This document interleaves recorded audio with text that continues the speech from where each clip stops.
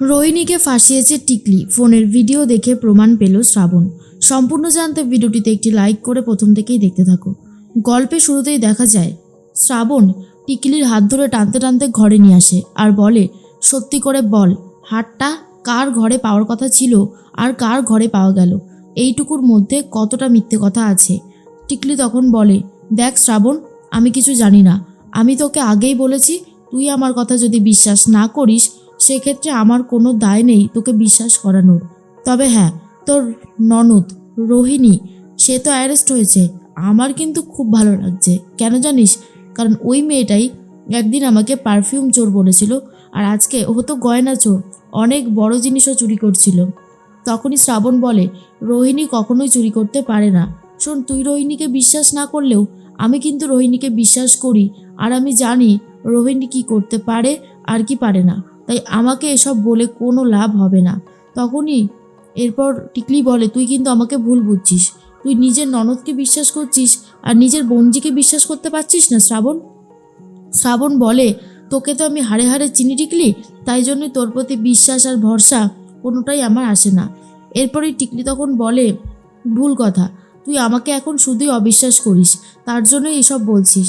এর মধ্যেই ওম চলে এসেছে ঘরে। যেহেতু শ্রাবণ পিছন ঘুরেছিল, শ্রাবণ তো দেখতে পায়নি, দেখতে পেয়েছিল প্রথমেই টিকলি, তাই জন্য আবারও নাটক করা শুরু করে দিয়েছে। ইচ্ছে করে শ্রাবণের পায়ে ধরে বলে, শ্রাবণ বিশ্বাস কর, আমি চুরিটা করিনি। আমি কেন চুরি করতে যাব? চুরি যে করেছে তার ঘরেই তো পাওয়া গেছে, নিশ্চয়ই আমার ঘরে পাওয়া যায়নি। তাও তুই আমাকে এতগুলো কথা বলছিস, তুই কি ভাবছিস শ্রাবণ? তুই এটা ভালো করছিস না, কখনোই তুই ভালো করছিস না এটা। একজন নিরপরাধ মানুষকে ফাঁসালে কখনোই ভালো হয় না। শ্রাবণ বলে, তুই নিরপরাধ না, তুই নতুন মার সাথে মিলে কোনো একটা ষড়যন্ত্র করেছিস। আমি তোকে ছাড়বো না, এই আমি বলে দিলাম। এমন অন্যায় করেছিস তুই, তার শাস্তি তোকে পেতেই হবে। এর মধ্যেই তখনই বারবার করে ওম বলে, কি হয়েছে কি শ্রাবণ? ও এরকমভাবে পায়ে ধরে কান্নাকাটি করছে কেন?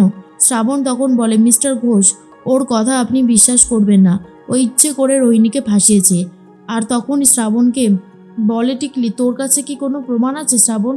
তুই যে এই যে আমাকে দোষারোপগুলো করছিস, বল, তোর কাছে এমন কি প্রমাণ আছে যার জন্য তুই বলছিস আমি নাকি চুরিটা করেছি? শ্রাবণ বলে, আমার কাছে এখন কোনো প্রমাণ নেই ঠিকই, কিন্তু প্রমাণ আমি জোগাড় করবই, আর তারপর দেখি তুই কি করে নিজেকে বাঁচাস। এরপর শ্রাবণ টিকলির হাত ধরে টানতে টানতে ঘর থেকে বার করে দিয়ে দরজার ছিটকিনিটা আটকে দেয়। তখনই টিকলি বলে, খুব ভুল করলি শ্রাবণ, এর পরের বার আমি তোকে ফাঁসাবো আর তোকে এই বাড়ি থেকে বার করার প্ল্যান করব, দেখিস তুই। আর ওম তখন বলে, শ্রাবণ শান্ত হও, কি হয়েছে কি? শ্রাবণ তখন বলে, টিকলিটা এরকম হয়ে গেছে, আমি ভাবতেই পারছি না ও একজন মানুষকে এভাবে ফাঁসালো।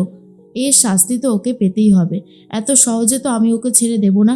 ওম তখন বলে, আচ্ছা কি হয়েছে? তুমি যদি না স্বীকার করো তাহলে আমরা বুঝবো কি করে? ওমের কথা শুনে শ্রাবণ বলে, নতুন মা আর টিকলি হাত মিলিয়েছিল। যেহেতু রোহিণী টিকলিকে পারফিউম নিয়েছিল কিনা বলেছিল ওই প্রসঙ্গটা, তার জন্যই টিকলি আজকে ওকে এভাবে ফাঁসিয়েছে। ওম তখন বলে, কি বলছো শ্রাবণ?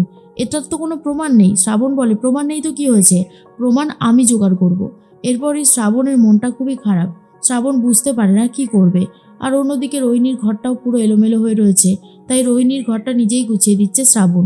আর তারপর চলে এসেছে সানায়া আর বলে, বৌদি ভাই, বৌদি ভাই, কী করছো? জানো তো দিভাই এটা করতে পারে না। তখন শ্রাবণ বলে, এটা আমারও মনে হয়েছে যে রোহিণী কখনোই গয়না চুরি করতে পারে না। তবে আমার হাতে যদি কোনো প্রমাণ থাকতো আমি বলতে পারতাম। জানো তো, ঘরে সকালেও আমি ঘরে ছিলাম আর আমি হাতটা দেখেছিলাম, তারপরেই আমি দেখতে পাইনি। যজ্ঞ ওইভাবে পড়ে গেল না, ছুটে আসলাম, তারপর থেকে আমি আর ঘরে যাইনি। ওই তখনই কিছু একটা গন্ডগোল হয়েছে। শুনছিলাম তুমি আর রোহিণী নাকি ভিডিও বানাচ্ছিলে ওই যোগু পড়ে যাওয়ার সময়। তখনই বলে যে হ্যাঁ হ্যাঁ বানাচ্ছিলাম, ফোনটা অন ছিল, যোগু পড়ে গেছিলো আর আমরা দৌড়ে ছুটে গেছিলাম। তারপরেই সানায়ার ফোনটা চায় শ্রাবণ আর বলে, একবার ফোনটা দেখাবে? সানায়া বলে, নিশ্চয়ই, এই নাও। এরপর সানায়াকে ডাক দেয় আর সানায়া সেই ঘর থেকে বেরিয়ে যায়। আর শ্রাবণ এরপর ঠান্ডা মাথায় ভিডিওটা দেখতে থাকে। আর দেখা যায় সত্যিই এসেছিল ঘরে টিকলি, আর গয়নাটা নিয়ে এসেছিল। রোহিণীর ঘরে এসে ছিটকিনি তুলে দেয় দরজার, আর তার মধ্যেই গয়নাটা সেই আলমারিতে রেখে সেখান থেকে পালিয়ে যায়। আর এই ভিডিওটা দেখার পরেই শ্রাবণ তো এতটাই রেগে গেছে আর বলে, প্রমাণ চাইছিলিস না টিকলি, এবার দেখ কি করি তোকে। এর মধ্যেই বৃষ্টি সেলাই করছিল। তখনই শ্রাবণ টিকলিকে টানতে টানতে নিয়ে গেছে ঘরে। আর বলে, দেখ দিদি দেখ, আজকে তোর মেয়ে কি অন্যায়টাই না করেছে। শ্রাবণ বলে, টিকলি তুই বলেছিলিস না তুই গয়না চুরি করিসনি, আর এখন যদি আমি বলি গয়না চুরিটা তুই করেছিস। তখনই টিকলি বলে, তোর কি মাথা খারাপ হয়ে গেছে নাকি? আমি তো বলছি আমি কিছু করিনি, তারপরেও কেন আমাকে দোষারোপ করছিস আমি সেটাই বুঝতে পারছি না। তারপরে শ্রাবণ বলে, যখন প্রমাণটা দেখাবো তখন কি বলবি তুই, আমি সেটাই বুঝতে পারছি না। বৃষ্টি বল, টিকলি সত্যি করে এখনো বল, কি করেছিস তুই, কেন করছিস এগুলো? আমি তো বুঝতে পারছি না যে তোর সুখে থাকতে কেন ভূতে কিল হচ্ছে। এরপরে শ্রাবণ সানায়ার ফোনে থাকা ভিডিওটা দেখিয়ে দেয় বৃষ্টিকে আর দেখায় টিকলিকেও। টিকলি আর তখন দেখে কিছু বলতে পারছে না। বৃষ্টি তখন বলে, তুই এইরকম একটা ভালো মেয়েকে এভাবে ফাঁসিয়েছিস, তোকে আজকে আমি ছাড়বো না বলেই খুব মারতে শুরু করে।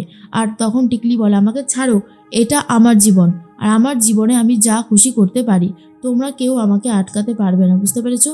আর শ্রাবণ তুই তো আমাকে পারবিই না। শ্রাবণ তখন বলে, অন্ধকার অতীত অনেকেরই হতে পারে, তাই বলে বারবার করে তুই অন্যায় করে যাবি, পার পেয়ে যাবি, সেটা কি করে হয়? সেটা তো আমি হতে দিতে পারি না। তার জন্য তো তোকে শাস্তি পেতে হবে। এই যে তুই রোহিণীকে শাস্তি দিয়েছিস, এর শাস্তিটা তো এবার তোকে পেতে হবে। তুই কি করবি বল তো? তখনই বৃষ্টি বলে, বলেছিলাম না এই মেয়ে পুরো বাবার মতন হয়েছে, বাবার যেরকম শয়তানি বুদ্ধি রয়েছে ঠিক তেমনটা হয়েছে, একে ছাড়বি না শ্রাবণ, আমি তোকে বলছি। ও আমার মেয়ে বলে ওকে ছেড়ে দিবি না, ওর কঠিন শাস্তি হওয়া দরকার, ও যেভাবে অন্যায় করেছে শাস্তি তো ওকে পেতেই হবে। শ্রাবণ বলে, রোহিণী যে চুরি করেনি সেটা আমি জানতাম, তুই রোহিণীকে ফাঁসিয়েছিস সেটাও জানতাম, প্রমাণের জন্য অপেক্ষা করছিলাম। জানিস তো টিকলি, অনেক কষ্ট করে একটু একটু করে তোর মা তোকে বড় করে তুলেছিল, তারপর আমি তোকে এত কষ্ট করে ছাড়িয়ে এনেছি, আজকে তুই তার এই প্রতিদান দিচ্ছিস। ভাবতেই পারছি না তুই নতুন মার সাথে মিশে কীরকম বাজে তৈরি হয়ে গেছিস। নতুন মা কিন্তু তোকে ফাঁসাতে 2 মিনিটও সময় নেবে না। এই যে গয়না চুরিটা, এই বুদ্ধিটা আমি জানি তোকে নতুন মাই দিয়েছে, কিন্তু তুই এটা বল, নতুন মা কি অ্যারেস্ট হবে? অ্যারেস্টও হবি তুই, পুলিশকে ডাকলে আবারও তুই জেলে যাবি, আবারও সেই অন্ধকার অতীতের সামনাসামনি হবি, আবার যেই অন্ধকারে ছিলিস সেখানে তলিয়ে যাবি। ভালো একটা জীবন পেয়েছিলিস, সেটাতে বাঁচতে ইচ্ছে করে না, তাই না? এরপর টিকলি ভয় পেয়ে যায় আর বলে, সত্যি তো, এবার আমার কি হবে? তখন শ্রাবণ বলে, পরিণতির কথা চিন্তা করিসনি, একটা ভালো মেয়েকে এইভাবে পুলিশ টানতে টানতে নিয়ে গেছে, তুই কি ভেবেছিস রে মানি সবসময় তোদের পক্ষে থাকবে? তুই যা অন্যায় করবি মেনে নেবে? সেটা কখনোই হবে না। এবারে তুই বুঝবি শ্রাবণ যেমন ভালোই তার থেকেও অনেক বেশি খারাপ হয় যখন কোনো খারাপ কিছু দেখে। মিস্টার ঘোষকে এটা দেখাবো, বাড়ির প্রত্যেককে এটা দেখাবো, তারপর তোকে এই বাড়ি থেকে বার করার প্ল্যান করব, ঠিক আছে? বাড়ি থেকে তো তুই এমনিই বেরোবি, এখন তো তুই যাবি থানায়। তুই যদি থানায় চলে যাস তোর মা আর বোনের কিন্তু কোনো ঝামেলা নেই, অনেক ভালো থাকবে তারা। আর টিকলির কুকীর্তি ভিডিওর সামনে চলে এসেছে।